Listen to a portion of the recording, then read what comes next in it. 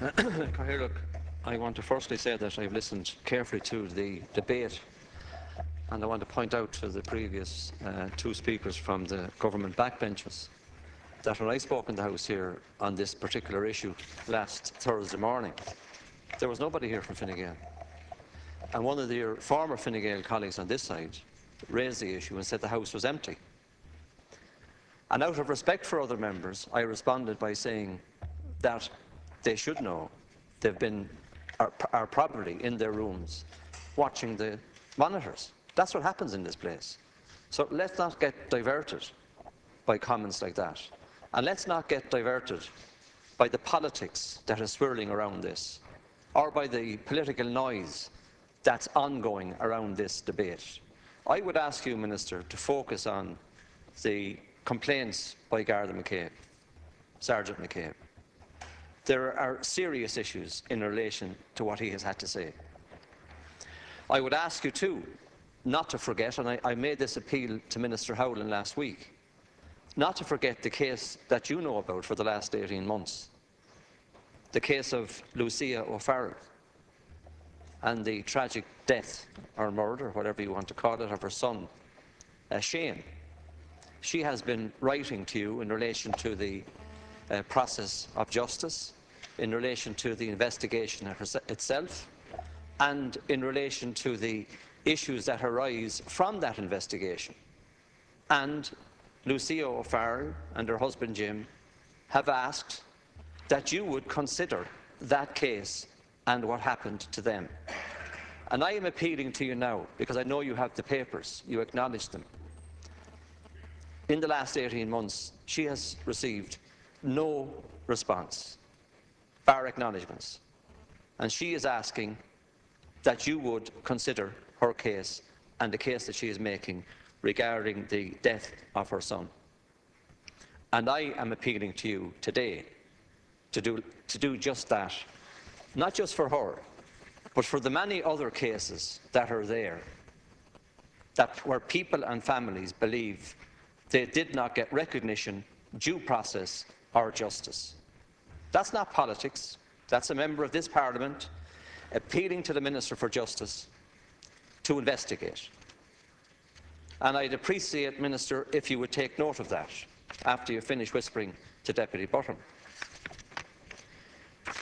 The next thing I would like to address is the independence of the confidential recipient. You said in your statement this morning, Minister, and this is not politics, this is fact, you referred to a sexual harassment case and in the Guards. At least that's what this lady picked up, as if it was the only case. But it's not the only case. There is another case, a case that has been processed through all of the available procedures that are there and has got nowhere. And I question the fact that you sacked the confidential recipient, that you did not keep him in place until this matter had been fully dealt with. Because I would have liked to ask him, why did he say to this lady that the last man who used this service is now washing cars in Navan? That's what was said. The person stands over that claim. He later went on to say that the last man who used the service of the confidential recipient, this is a confidential recipient now responding to a person making a complaint, is now washing cars in Navan. Well, this is fact. The Guard then went on to say to the confidential recipient to process the claim, or to process the complaint, and that questioned the fact that nothing was happening quick enough. Where was it at?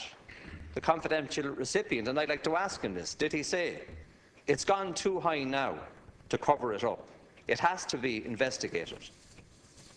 And then he suggested to her, don't forget my proximity to the Minister, and don't think that I didn't have a word in his ear. Now, I'm just repeating to you what the Garda has said, and I'm repeating to you You'll get the a chance fact to respond, that he Minister. should not have been sacked. He should Thank you, have Deputy. actually been asked Your time is to up. account for those comments, because I don't know whether or not he said them to you, but I believe the person that told me in truth, and I believe that you should investigate that. So there are cases, along with the confidential recipient and his remarks, there are cases within your department that do need to be examined. And I would ask you, by way of conclusion, he suggested to her to play the political game and she might get preferential treatment elsewhere. Now, I would ask you, Minister, to ask the confidential recipient, is that true or false? And then I would ask you to look at that case and determine the details of it. Your point is made, This Deputy. is not politics. Thank you very much. This is me, a Member of Parliament, Your point asking is you made, Deputy. to do what a Minister for Justice should do. Thank you.